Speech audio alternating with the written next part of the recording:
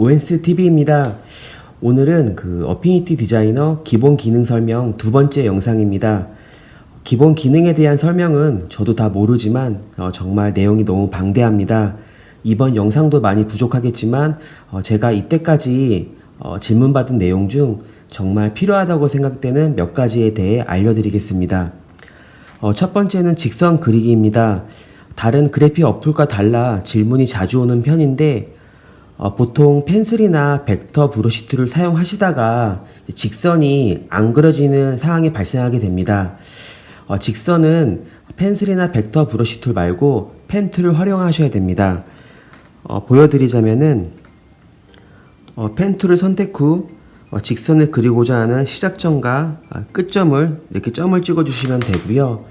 이러면 다음 질문으로 펜슬이나 벡터 브러쉬 툴로 드로잉을 하다가 직선을 그리는 방법일 텐데요.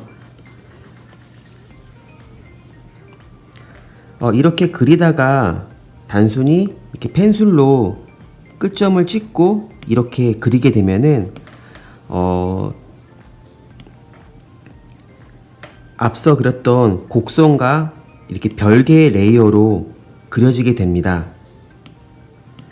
그 하나의 레이어에 동일 선상에서 그려진 이제 드로잉을 위해서는요, 먼저 노드 툴을 선택해 주시고요, 직선을 그리고자 하는 끝점에 포인트를 찍어 주세요. 이런 다음에 펜슬로 그 툴을 변경 후 그려주시면 됩니다. 그러면 레이어는 추가되는 거 없이 하나의 레이어에 하나의 선으로 이어지게 되는 것입니다. 두 번째로 그 텍스트 관련해 유용한 기능을 알려드리겠습니다. 먼저 글자 하나를 써볼게요.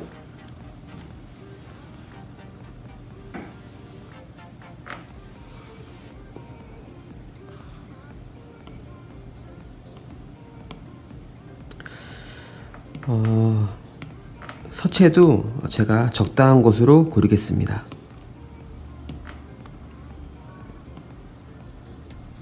이런 후 글자 컬러를 제가 임의로 지정을 할 거고요.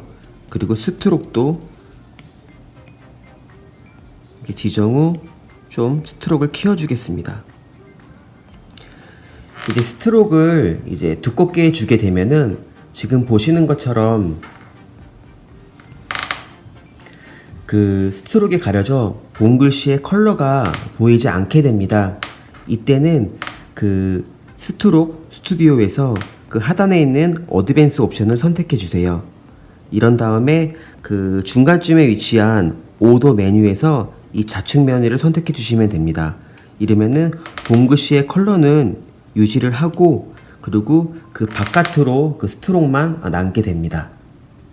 그리고 이어서 그 스케일 위드 오브젝트라는 메뉴를 설명드릴 건데요. 이런 식으로 스트록을 이렇게 준 상태에서 텍스트의 크기를 줄이거나 키워도 원래 지정한 스트록의 굵기는 계속 유지가 됩니다. 이때 그 스케일 위드 오브젝트를 이렇게 선택을 해주시면요, 줄이거나 늘리는 크기에 맞춰서 이 스트록도 동일한 비율로 이렇게 조정이 되게 됩니다. 이거를 모르실 경우에는 좀 찾는 경우가 꽤 있더라고요. 알아두시면은 굉장히 유용할 것 같습니다. 세 번째는 그 텍스트 이미지의 벡터화입니다. 텍스트를 벡터 이미지로 변환하는 것인데요. 변환 후에는 그 텍스트로 인식을 하지 못하고 이미지로만 인식을 하게 됩니다. 상단 두 번째 에디트 메뉴에서요, 그리고 컨버트 커브를 선택해 주세요. 그리고 이제 레이어 스튜디오를 보시면요, 이렇게 그룹이 되어 있고 이 삼각형을 한번 눌러 주시면은 글자별로 이렇게 따로 이 레이어가 구분된 것을 보실 수가 있습니다. 그룹을 해제해서 글자 하나만 선택해서 이렇게 이동할 수가 있고요. 그리고 노드 툴을 활용해 이 글자에 좀 변환을 줄 수 있습니다.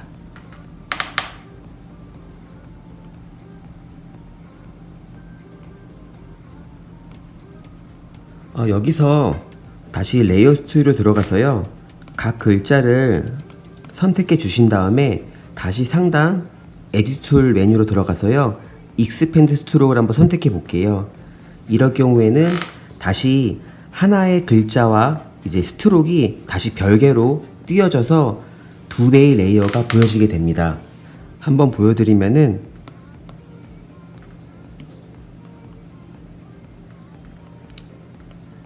이렇게 스트로크만 따로 떼어내서 또 다른 편집을 할 수가 있습니다. 디자인 작업할 때 굉장히 유용한 기능이고요. 앞으로의 튜토리얼에서 종종 보여드리겠습니다. 렉탱글 툴을 활용해 복사와 크기 조절, 그리고 레드 포인트를 활용해 도형의 각도를 줄이는 그 방법 등의 기초 기능은 제1강에서 안내해 드렸었고요. 그 외 추가 기능에 대한 것이 네 번째입니다. 도형 하나를 그려보겠습니다. 저는 별을 그릴 것이고요.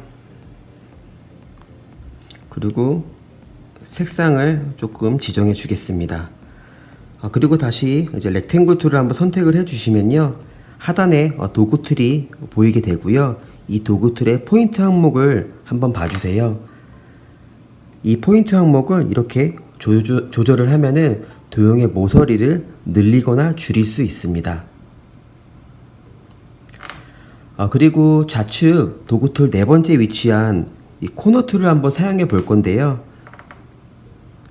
이렇게 선택을 한 다음에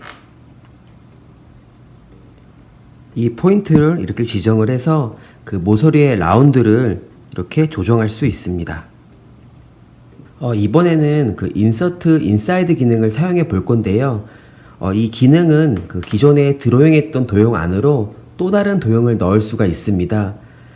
먼저 한번 보여드리기 전에 그 레이어 스튜디오를 한번 봐주세요.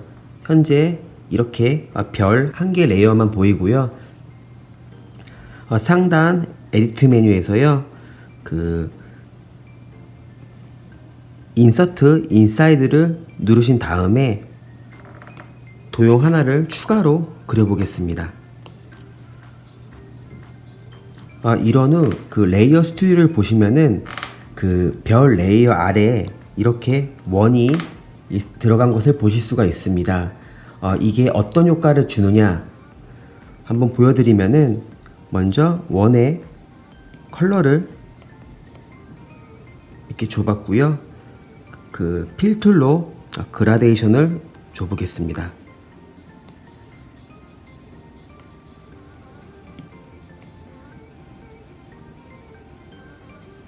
보시면 아시겠지만 그 별 외곽의 원은 보여지지 않고요. 별과 겹치는 원의 부분만 따로 컬러를 이렇게 조절할 수가 있습니다. 그라데이션을 줄 수도 있고요. 다음으로는 그 레이어 스튜디오에서 이제 별 레이어를 선택해 주시고요. 그 다음 그 우측 도구 툴 중간 바로 밑에 위치한 그 FX 스튜디오를 선택해 주세요. 그리고 이너 섀도우를 이렇게 선택한 다음에 얘를 한번 클릭해 주시고요. 레디우스를 한번 좀 키워서 안에 섀도우를 좀 주겠습니다. 그리고 적당히 준 다음에 이렇게 다시 그 애플 펜슬로 위치를 좀 한 번 더 조절할 수가 있습니다. 그 다음으로는 아웃라인을 선택한 다음에 아웃라인도 좀 줘볼게요. 도형에 대한 이런 그라데이션이나 또는 섀도우 또는 뭐 블러 같은 걸 줄 때는 그 레이어 FX 스튜디오에서 추가적으로 활용할 수가 있습니다.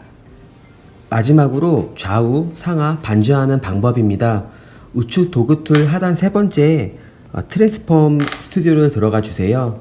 그 다음에 그 첫 번째 오더 메뉴에서는 오브젝트에 보여지는 순서를 지정할 수가 있고요. 두 번째 플립 앤 로테이트에서 상하 좌우 반전이 가능합니다. 이렇게 선택을 해주시고요. 이런 식으로 좌우 반전과 또 이렇게 상하 반전이 가능합니다. 그리고 디멘션은 이 도형의 비율인데요. 이런 식으로 애플 펜슬을 이렇게 드래그해서 크기를 좀 더 세밀하게 조정할 수가 있고요. 또는 한번 클릭해서 본인이 원하는 수치를 정확히 줄 수도 있습니다. 그 포지션도 마찬가지로 이렇게 F 펜슬로도 이동이 가능하고 똑같이 한번 클릭 후 수치를 정확히 기입해서 위치시킬 수 있습니다.